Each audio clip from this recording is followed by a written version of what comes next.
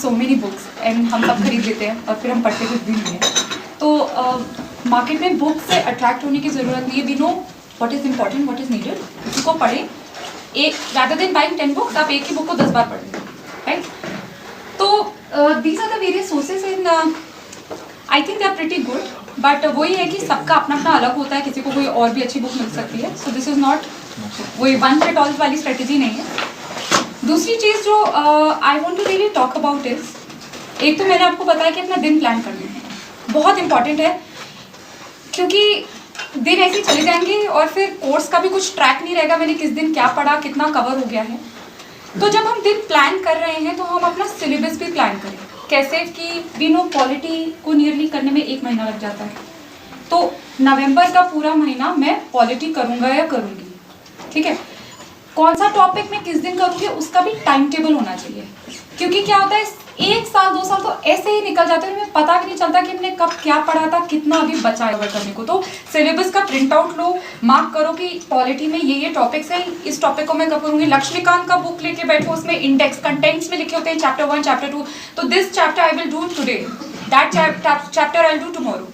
Second चीज़ क्या होती है, कुछ लोग एक चैप्टर एक दूसरे से लिंक्ड है, अगर मैं दूसरे ही दिन कोई दूसरा सब्जेक्ट पढ़ने लग जाऊं तो फिर वो लिंक ब्रेक हो जाता है, और जितना अच्छे से आप कोई सब्जेक्ट समझ सकते थे उतने अच्छे से आप नहीं समझ पाएंगे।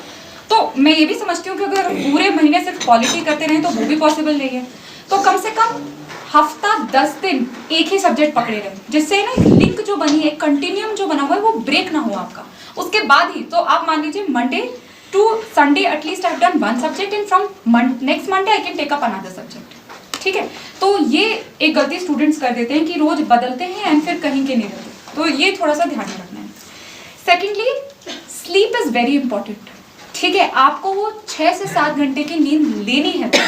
क्यों? क्योंकि इतना कुछ याद करना, इतना कुछ मेमोराइज करना है, रट्टा मारना है कि ब्रेन थक जाता है, और अगर आप उसे वो 6 घंटे की नींद नहीं देंगे तो अगले दिन जो चीज़ आप आधे घंटे में पढ़नी चाहिए थी वो आप 2 घंटे लगाएंगे और टाइम जाएगा। तो वो 6-7 घंटे की नींद is very important. The next very important thing is every 15 days आपको ब्रेक लेना है। ये इतना डिफिकल्ट शेड्यूल है कि इसे फॉलो करना बहुत, मतलब मेरे लिए यहाँ खड़े होकर कहना तो बहुत आसान है, इतना पढ़ लो, ये कर लो, वो कर लो। इसको प्रैक्टिकली इम्प्लीमेंट करना भी बहुत मुश्किल आती है, और वो दिन आते हैं कि हमारा हौसला टूट जाता है, हमें लगता है मुझे कुछ याद नहीं हो रहा है, ये तो बहुत डिफिकल्ट है, मुझसे निकलेगा या नहीं निकलेगा। तो अपने माइंड को फ्रेश करने के लिए हर 15 डेज आपको ब्रेक लेना है, चाहे आप बाहर चले जाएं, रिश्तेदारों से मिलने चले जाएं, फ्रेंड्स से आउटिंग कर लें, whatever it is, but every 15 days you do have to give yourself a break, otherwise you will go mad. तो this is very very important thing जो हम यूजुअली लोग पता भूल जाते हैं, बट सबको ब्रेक लेना चाहिए। एंड लास्टली मैं कंक्लूड करूँगी कि I know it is a very tough exam, इतने सारे बच्चे बैठते हैं इस एग्जामिनेशन के लिए एंड सक्सेस रेट बहुत कम है। And I can tell you from my own personal experience, and जितने भी लोग सिलेक्ट हुए हैं हम उनसे भी बात करते हैं, तो यही हर दूसरे दिन बहुत अजीब लगता है, कैसे होगा, क्या करें, ये नहीं समझ आ रहा, वो नहीं समझ आ रहा, इतने घंटे बैठ के भी याद नहीं हो रहा, कल ही तो मैंने याद किया था, आज मुझे याद क्यों नहीं है। This is not only you, it happens to everyone, ठीक है। ऐसा नहीं है, मैं बता रही हूँ आई स्कोर्ड फर्स्ट रैंक, और मैं बता रही हूँ मैं कल याद करती थी और मुझे अगले दिन याद नहीं होता था।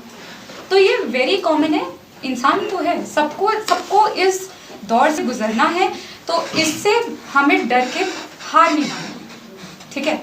आई don't know how to put it that well, but you just have to keep going and you just have to not give up, because give up के तो आपको रोज 1000 रीजन मिलेंगे। अपने आप को मोटिवेटेड रखना है, चाहे कैसे भी हो, चाहे मम्मी पापा से बात करते रहो, जो भी तुम्हें मोटिवेट करता है उससे बात करते